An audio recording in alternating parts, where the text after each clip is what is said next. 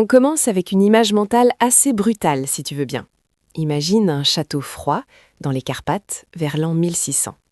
Il y a cette femme, la comtesse Élisabeth Báthory. La légende raconte qu'elle a torturé et tué des centaines de jeunes filles vierges. Pourquoi ? Pas juste par sadisme, non. Elle voulait récupérer leur sang. Elle pensait qu'en se baignant dans ce sang frais, elle pourrait absorber leur jeunesse, effacer ses rides et vivre éternellement. C'est le mythe fondateur du vampire aristocrate qui se nourrit du petit peuple pour ne jamais mourir. C'est de l'histoire ancienne, du folklore gothique, on est d'accord. C'est du folklore, oui, mais c'est surtout le business plan le plus en vogue de la Silicon Valley en ce moment. Si Élisabeth Báthory vivait aujourd'hui, elle ne serait pas dans un château en Slovaquie, elle serait CEO d'une biotech à Palo Alto et elle ferait des keynotes chez Google. C'est ça qui est effrayant. On est passé du mythe à la transaction bancaire. Aujourd'hui, on ne parle plus de bains de sang rituels, mais de cliniques au design épuré, avec des murs blancs, des plantes vertes et des fauteuils en cuir inclinables. Le concept a un nom scientifique qui claque, la parabiose, ou plus spécifiquement, la transfusion de plasma jeune. Exactement.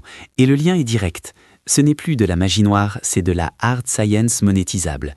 Il y a quelques années, une entreprise appelée Ambrosia, fondée par un certain Jesse Karmazin, a ouvert ses portes à San Francisco et à Tampa. Leur offre était d'une simplicité biblique. Pour 8 000 $, on te pompe 1,5 litre de plasma issu de donneurs âgés de 16 à 25 ans. 8 000 $ le litre. C'est plus cher que le meilleur champagne, plus cher que l'encre d'imprimante, c'est de l'or liquide biologique. 8 000 $ pour se faire injecter le fluide vital d'un ado qui a besoin d'argent de poche. C'est là qu'on réalise que la réalité a dépassé la fiction. Mais avant de juger l'éthique, parce qu'on va y venir et c'est lourd, il faut qu'on comprenne pourquoi. Thomas, est-ce que ça marche ? Est-ce que c'est juste de l'huile de serpent pour milliardaires angoissés, ou est-ce qu'il y a une vraie base biologique derrière ça ? C'est là que ça devient fascinant et un peu dérangeant. La science est réelle, mais elle est issue d'expériences qu'on pourrait qualifier de frankensteiniennes. Tout part d'une procédure appelée la parabiose hétérochronique.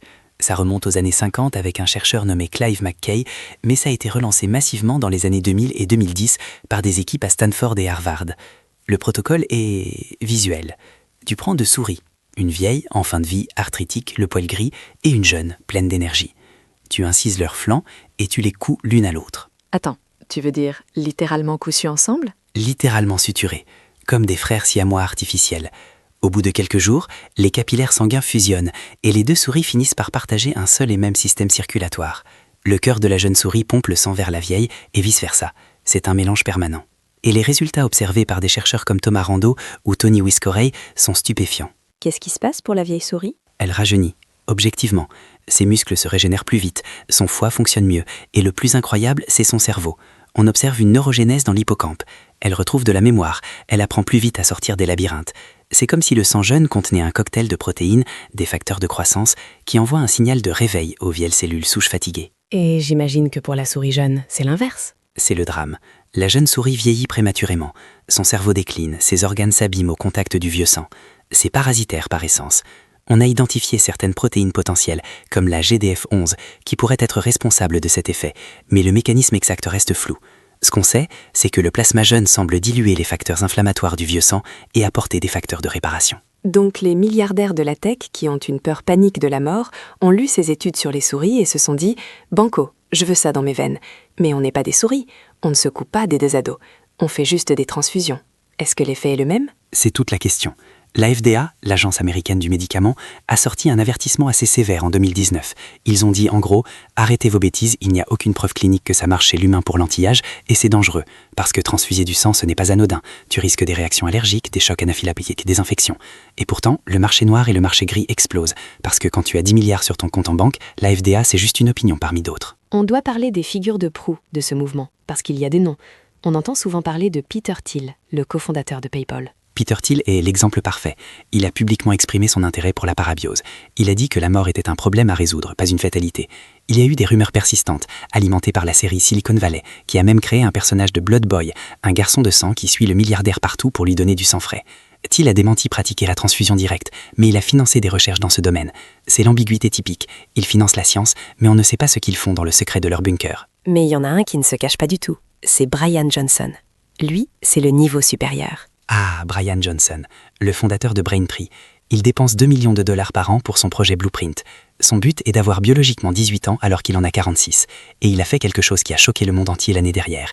Il a organisé une transfusion trigénérationnelle.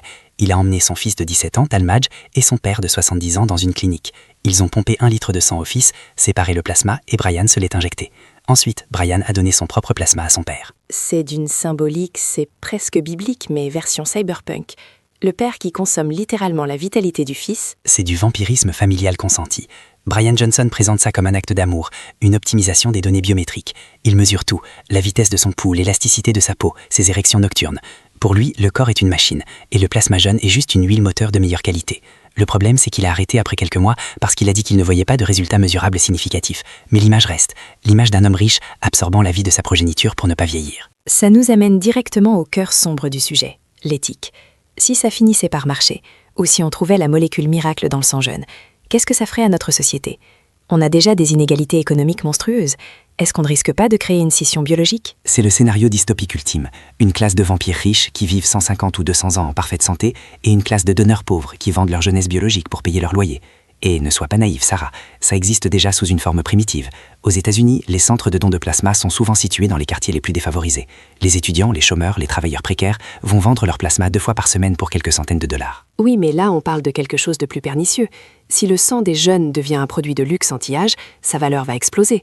On pourrait voir des contrats où des jeunes s'engagent à une hygiène de vie irréprochable, vegan, sans alcool, sans drogue, juste pour produire un plasma premium pour un acheteur spécifique. C'est la marchandisation absolue de l'être humain. Tu ne vends plus ta force de travail, tu vends ton temps biologique, tu vends tes télomères. Imagine un monde où pour payer tes études, tu dois hypothéquer 10 ans de ton espérance de vie en donnant ton bon sang à un type de 90 ans qui veut continuer à diriger son empire. C'est une forme de cannibalisme capitaliste. Le vieux riche ne mange pas la chair du jeune pauvre, mais il consomme sa résilience physiologique. C'est terrifiant parce que c'est plausible. Et ça pose la question de la définition même de l'humanité. Si on peut acheter de la vie, alors la mort devient une maladie de pauvre. C'est exactement la phrase que certains transhumanistes utilisent. La vieillesse est une maladie et nous allons la curer. Mais si le remède nécessite la récolte biologique sur une autre partie de la population, on change de paradigme moral. Jusqu'à présent, la mort était la seule véritable égalisatrice. Le roi et le paysan finissaient tous les deux en poussière. Si la technologie brise cette égalité ultime, on entre dans une ère de caste biologique irréversible. Et pourtant, l'envie est là. Qui ne voudrait pas avoir ses parents en meilleure santé ? Qui ne voudrait pas éviter Alzheimer ? Si on te disait, Thomas, tiens, prends cette poche de plasma, ça vient d'un volontaire rémunéré, et ça te donne 5 ans de vie en bonne santé en plus, tu refuses ? C'est toute l'hypocrisie de la situation. Individuellement, face à la déchéance physique, à la douleur, à la perte de soi, on est tous prêts à faire des compromis éthiques. C'est facile de critiquer Brian Johnson quand on est en bonne santé, mais quand on est au pied du mur, l'instinct de survie est plus fort que la philosophie morale. C'est pour ça que ce marché va exploser. Peu importe ce que dit la FDA, la demande est infinie. L'offre, elle, repose sur la jeunesse des autres. En conclusion, on est face à un miroir assez sombre. La parabiose, ou ces transfusions de plasma, ce n'est pas juste une lubie de la Silicon Valley. C'est le symptôme d'une société qui a tellement peur de la faim qu'elle est prête à transformer ses propres enfants en réservoirs de pièces détachées. On revient à Elisabeth Báthory. Elle pensait que le sang était la vie. La science moderne lui donne partiellement raison, mais elle a oublié la leçon essentielle de tous les mythes de vampires. À force de chercher l'immortalité à tout prix, on finit par perdre son âme. On devient un monstre parce qu'on a des crocs, mais parce qu'on ne voit plus les autres humains comme des semblables, mais comme des ressources. Une ressource extractible, comme du pétrole, mais rouge et chaud. Merci Thomas pour cette plongée dans les veines de la tech. On se retrouve la semaine prochaine pour un autre sujet, joyeux. Promis, on essaiera de trouver quelque chose de moins sanguin. Quoique, avec l'IA, c'est pas gagné. À la semaine prochaine.